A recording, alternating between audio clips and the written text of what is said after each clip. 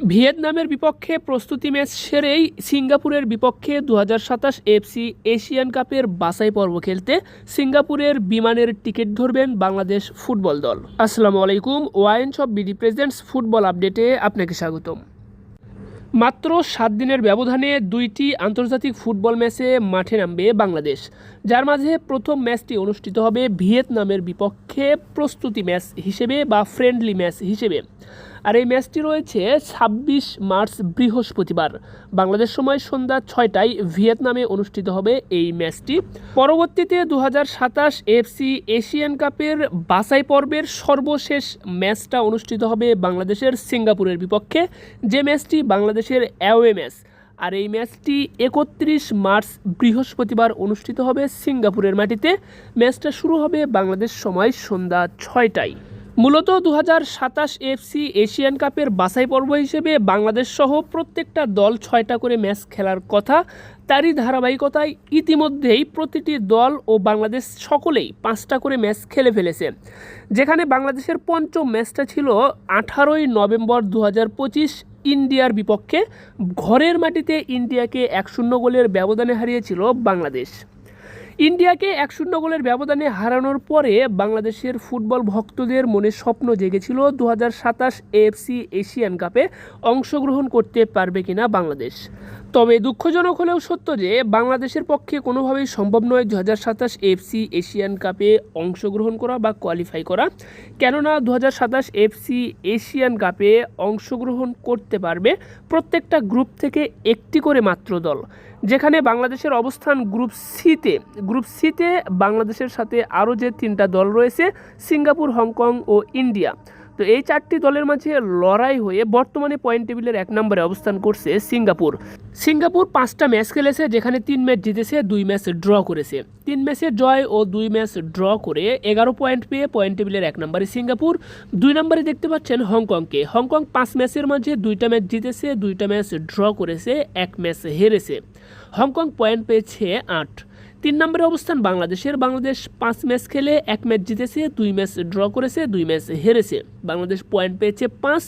Point টেবিলের 4 নম্বরে India 5 ম্যাচের মাঝে কোনো ম্যাচ জিততে পারেনি, 2 ম্যাচ ড্র করেছে, 3 ম্যাচ হেরেছে। 2 ম্যাচ ড্র করে 2 পয়েন্ট পেয়েছে ইন্ডিয়া, রয়েছে পয়েন্ট টেবিলের 4 নম্বর অবস্থানে। তো এখান থেকে যদি আপনাদেরকে দেখানোর চেষ্টা করি যে কোন দলটা যাচ্ছে 2027 এফসি এশিয়ান কাপের মূল পর্বে, সেই প্রশ্নটা তুললে অবশ্যই আপনি বলতে পারবেন যে সিঙ্গাপুরই একমাত্র দল যারা এগিয়ে রয়েছে 2027 এশিয়ান কাপের মূল পর্বে অংশগ্রহণ করার জন্য। তবে খাতা কলমে এখনও সুযোগ সম্ভাবনা রয়েছে একমাত্র হংকং এর হাতে। বাংলাদেশ ও ইন্ডিয়া এই 2টা দল আগেই এলিমিনেট হয়ে গিয়েছে। অনেকেই এখানে সমীকরণ মেলাতে পারেন যে সিঙ্গাপুরের বিপক্ষে বাংলাদেশ যদি জয় পেয়ে যায় এবং হংকংকে যদি ইন্ডিয়া হারায়, সেক্ষেত্রে বাংলাদেশের পক্ষে সম্ভব হবে কিনা। তো সেই প্রশ্ন করলে উত্তরটা এটাই আসবে যে বাংলাদেশ যদি পরবর্তী ম্যাচে সিঙ্গাপুরের বিপক্ষে জিতেও যায়, ইন্ডিয়া যদি হংকংকেও হারায়, তারপরেও বাংলাদেশের পক্ষে 2027 এশিয়ান কাপের মূল পর্বে অংশগ্রহণ করা সম্ভব নয়। কারণ প্রত্যেকটা গ্রুপ থেকে মাত্র 1টা করে দল অংশগ্রহণ করবে 2027 এফসি এশিয়ান কাপে। তাই কোনোভাবে বাংলাদেশের বর্তমান অবস্থান থেকে পয়েন্ট টেবিলের 1 নম্বরে যাওয়া সম্ভব নয়। পরবর্তী ম্যাচ জিতলেও সর্বোচ্চ 8 পয়েন্ট হবে। 8 পয়েন্ট পেলে বাংলাদেশ 2 নম্বরে অবস্থান করবে, কিন্তু 1 নম্বরে যেতে পারবে না। তাই যেহেতু একটা মাত্র দল 2027 এফসি এশিয়ান কাপে কোয়ালিফাই করবে, তাই 2 নম্বরে থেকে বাংলাদেশের পক্ষে কোনোভাবেই এখানে কোনো সুযোগ সম্ভাবনা নেই। তো হংকং এবং সিঙ্গাপুরের মাঝে সম্ভাবনা রয়েছে, যার মাঝে সিঙ্গাপুর রয়েছে এগিয়ে। সিঙ্গাপুরের বর্তমান পয়েন্ট 11। পরবর্তী ম্যাচে সিঙ্গাপুর যদি ড্রও করে, কোনো কারণে বাংলাদেশের সাথে ড্রও করে, সেক্ষেত্রে অটোমেটিক 2027 এশিয়ান কাপে এফসি এশিয়ান কাপে কোয়ালিফাই করবে সিঙ্গাপুর 12 পয়েন্ট নিয়ে। অপরদিকে হংকংয়ের যে সম্ভাবনা রয়েছে, সেই সম্ভাবনাতে হংকংকে অবশ্যই পরবর্তী ম্যাচে ইন্ডিয়াকে হারাতে হবে। সেক্ষেত্রে ইন্ডিয়াকে যদি হংকং হারায়, হংকংয়ের পয়েন্ট গিয়ে দাঁড়াবে 11তে। যখন হংকংয়ের পয়েন্ট 11 হবে, তখন সিঙ্গাপুরকে কোনোভাবেই পরবর্তী ম্যাচ ড্র বা জেতা যাবে না। তখন বাংলাদেশকে অবশ্যই জিততে হবে সিঙ্গাপুরের বিপক্ষে। সেই ক্ষেত্রে গোল ব্যবধানের হিসাবে হংকং এবং সিঙ্গাপুরের মাঝে একটি দল যাবে 2027 এফসির এশিয়ান কাপের মূল পর্বে। তো বাংলাদেশের পক্ষে সিঙ্গাপুরের মাটিতে গিয়ে সিঙ্গাপুরকে হারানো অনেকটাই কঠিন শক্তিমত্তার দিক বিবেচনা করে।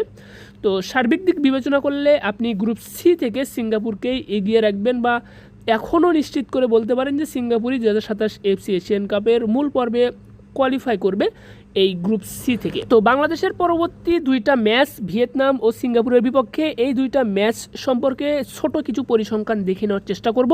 তার আগে আপনাদেরকে জানিয়ে দিই 2026 ফুটবল বিশ্বকাপে আপনার প্রিয় দলের জার্সি ঘরে বসে বাংলাদেশের যে কোনো প্রান্ত থেকে অর্ডার করতে পারবেন আমাদের ওয়াইন শপ বিডি থেকে। চাইলে সে জার্সিতে আপনার নাম, পছন্দের জার্সি নাম্বারটাও লিখে নিতে পারবেন। আর্জেন্টিনা, ব্রাজিল, বাংলাদেশ ফুটবল দলসহ যে কোনো ধরনের খেলাধুলার জার্সি আপনারা কিন্তু ওয়াইন শপ বিডিতে পেয়ে যাবেন। তাই ঘরে বসে অর্ডার করতে এখনই যোগাযোগ করুন স্ক্রিনে দেওয়া হোয়াটসঅ্যাপ নাম্বারে। তো বাংলাদেশের প্রথম ম্যাচটা রয়েছে ভিয়েতনামের বিপক্ষে, যেটি প্রস্তুতি ম্যাচ বা ফ্রেন্ডলি ম্যাচ হিসেবে অনুষ্ঠিত হবে। আর এই ম্যাচটা রয়েছে 26 মার্চ বৃহস্পতিবার সন্ধ্যা 6টায় বাংলাদেশ সময়ে। তো এখানে বাংলাদেশ ও ভিয়েতনামের বর্তমান কিছু পারফরমেন্স যদি দেখে নেওয়া যায়, তো ভিয়েতনাম সর্বশেষ 5টা ম্যাচ খেলেছে, যেখানে 5টা ম্যাচের 5টাতেই জয়লাভ করেছে। অপরদিকে বাংলাদেশ সর্বশেষ 5টা ম্যাচ খেলেছে, যেখানে বাংলাদেশ একটা ম্যাচে জয়লাভ করেছে, 3টা ম্যাচ ড্র করেছে এবং একটা ম্যাচ হেরেছে। একই সাথে যদি সিঙ্গাপুরের সর্বশেষ 5টা ম্যাচের ফলাফল দেখে নেওয়া যায়, সেখানে সিঙ্গাপুর 3টা ম্যাচে জয়লাভ করেছে, 1 ম্যাচ ড্র করেছে এবং 1 ম্যাচ হেরেছে। সার্বিক দিক বিবেচনা করলে ভিয়েতনাম রয়েছে সবার এগিয়ে, এরপরে সিঙ্গাপুর, তারপরে বাংলাদেশ। তো ভিয়েতনাম ও সিঙ্গাপুরের বিপক্ষে ম্যাচ দুটিকে সামনে রেখে 23 সদস্যের দল ঘোষণা করেছে বাংলাদেশ, যেখানে মিতুল মার্মা, সুজন হোসাইন, মেহেদী হাসান শ্রাবণ রয়েছেন গোলকিপার হিসেবে। এরপর রয়েছেন তারিক কাজী, রহমত শাহ, শাকিল আহাদ তফু, মোহাম্মদ আবদুল্লাহ ওমর, জায়ান আহমেদ, বিশ্বনাথ ঘোষ, সাদ উদ্দিন। এরপর রয়েছেন সৈয়দ কাজেম শাহ, শেখ মোরসালিন, জামাল ভুইয়া, সোহেল রানা, মোহাম্মদ হৃদয়, সামিদ সোম, হামজা চৌধুরী, আরমান ফয়সাল আকাশ, সুমন রেজা, ইমন শাহরিয়ার, ফয়সাল আহমেদ ফাহিম, ফাহমিদুল ইসলাম ও মিরাজুল ইসলাম। এই 23 সদস্যের দল ঘোষণা করেছে বাংলাদেশ ফুটবল দল, যেখানে জায়গা হয়নি কিন্তু অন্যতম সেরা গোলকিপার আনিসুর রহমান জিকো, যিনি কিন্তু দক্ষিণ এশিয়ার সেরা গোলকিপার হিসেবেও কিন্তু পুরস্কার জিতেছিলেন।